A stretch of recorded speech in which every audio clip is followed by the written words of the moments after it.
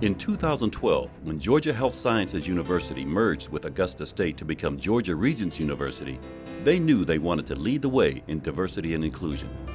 We took the step forward. We said we're going to create an Office of Diversity and Inclusion. We want to increase the diversity of our students and the diversity and sensitivity of our faculty and staff around diversity issues.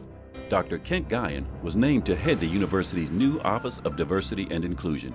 We all unique, we all have different experiences and backgrounds, and just like a sports team, it takes a united effort towards a singular goal to get the best outcome. Moments into his new appointment, Dr. Guyon's phone rang. It was Director of Athletics Clint Bryant enthusiastically welcoming the school's new Office of Diversity and Inclusion. I said, well, let us be a national model. Let us be the best. Let us show the rest of the country how this can be done in a meaningful way that helps our student athletes, but also helps our university. Working with administration, the athletics department, students, faculty, employees, and even with the Augusta community, the Office of Diversity and Inclusion put in motion a myriad of programs, events, and collaborations. It's just awesome to see the great creativity and also to look at the crowds that they draw, because it's not just about that particular niche of people. It draws, and people understand, and they come away going, wow, that was great food, or whoa, look at that dance. It's about building a community. The Office of Diversity and Inclusion sponsors welcoming luncheons for international student athletes, talks with incoming freshman student athletes, and makes online cultural competency training available to all coaching staff and student athletes. Coming here and seeing all the supportiveness and the inclusiveness of all the people has been really great. They do a great job with our campus of welcoming the international students when they get here. Student athletes have a lot of demands, practices, study halls, travel, and anything to do to assist them is greatly appreciated. The Office of Diversity and Inclusion is also home to other innovative programs such as the Healthy Respect Program, an institutional commitment to civility, and GRU's Safe Zone program is part of a national effort toward LGBTQ inclusiveness. When I moved to Augusta, Georgia, I was a little nervous about what diversity would look like in Georgia, and I've been very fortunate and I've been very surprised to see how focused GRU specifically is, and the Office of Diversity and Inclusion is on creating diversity, fostering diversity, and welcoming it. The program reaches beyond its campuses.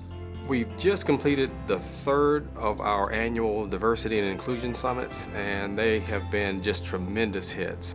Thought-provoking summit speakers include journalist and NPR foreign correspondent Charlene Hunter-Gault, broadcaster Soledad O'Brien, and disabled Mount Everest mountaineer Gary Guller. I think we all can learn from these kinds of opportunities, and it builds bridges to help us understand and relate better.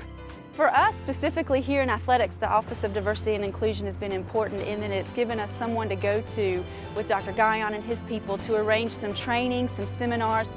Sports, brings the community together. If you have a diversity of students, you have a diversity of people coming out, and then it's just bringing the community together as a whole. I think a student athlete benefits because they will have a better understanding of their place in the world as well as their colleagues. And those colleagues can be from any corner of the earth, they can be any color, any religion, and they will understand that they each bring something to that experience. I feel like an athletic director who's died and gone to heaven because of a recent emphasis of the NCAA on diversity and inclusion, and that being one of our statements of dedication or criteria. So it's a natural, and I think athletic directors should endorse this all across the country. Embracing diversity and inclusion isn't just optional anymore.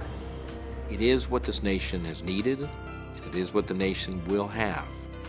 And so we as students, we as university leaders, and we as student athlete leaders should be at the forefront of embracing this.